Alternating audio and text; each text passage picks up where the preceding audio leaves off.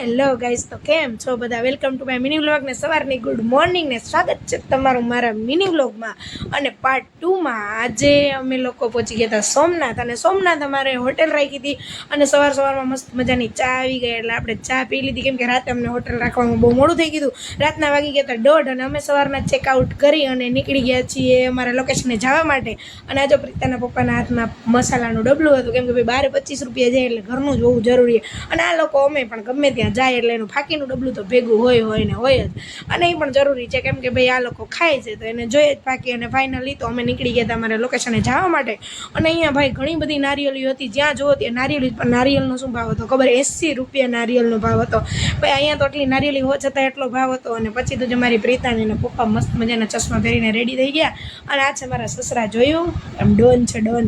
અને આ છે અમારો વિચારો હેવી ડ્રાઈવર, કેમ કે એના વગર તો કાંઈ થવાનું જ નથી. તો ફાઇનલી અમારે જવાનું હતું પ્રાચીના પીપળે અમારે રેડવા જવાનું હતું. પાણીને અમારે હતું ત્યાં પિતૃ કાર્ય, એટલે અમે લોકો આવી ગયા હતા પ્રાચી. અને ભાઈ પ્રાચીમાં જતા ભેગા જ એટલી ભીડ હતી ભાઈ, કે ભાઈ એમ જ લાગ્યું કે આજે તો બધા પિતૃ અહીંયા પ્રાચીમાં જ આવી ગયા છે. અને પછી અમે ગાડી પાર્ક કરવા ગયા એટલે આપણે ત્યાં બજરંગબલીના દર્શન થઈ ગયા સરસ મજાના.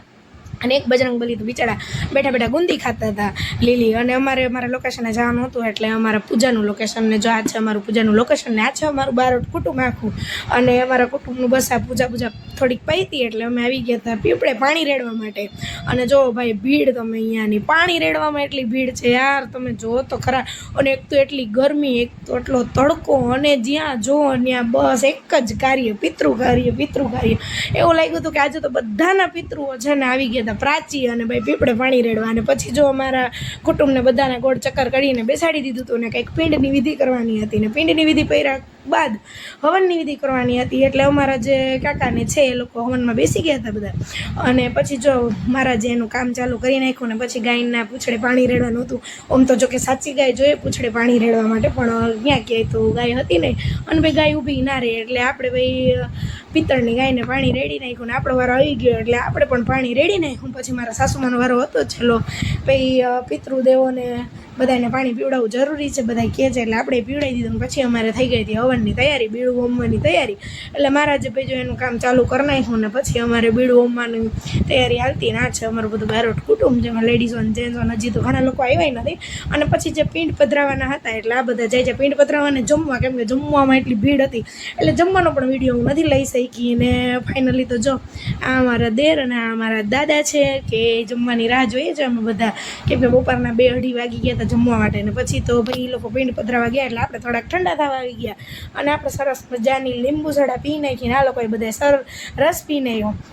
પછી અમે જમી કરીને નીકળી ગયા હતા ઘરે જવા માટે. અને પછી એક જગ્યાએ હોટેલ આવી એટલે અમે ઊભા રહી ગયા હોટેલે.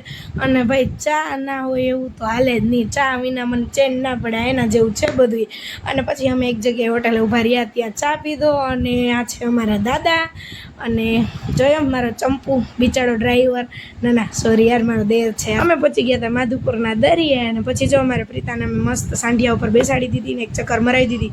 અને પછી ભાઈ અમે આવી ગયા હતા દરિયાને. અહીંયા જો કેવું મસ્ત લોકેશન છે, બધા એવા સરસ મજાના ફોટોશૂટ કરવા અહીંયા આવે છે. અને અહીંયા અમે સનસેટના તો જોરદારના ફોટા આવે ને. જો આ છે મારો દેવર. હમણાં હું પણ એને એમ જ કહેવાની જો કે ભાઈ મારા ફોટા લઈ દો ને વિડીયો લઈ દો સરસ મજાના. અને મારી પ્રીતાને તો એટલું પાણી ગમે ને. મળ્યા આપણે નેક્સ્ટ વિડીયોમાં. તો થેન્ક યુ બધાને.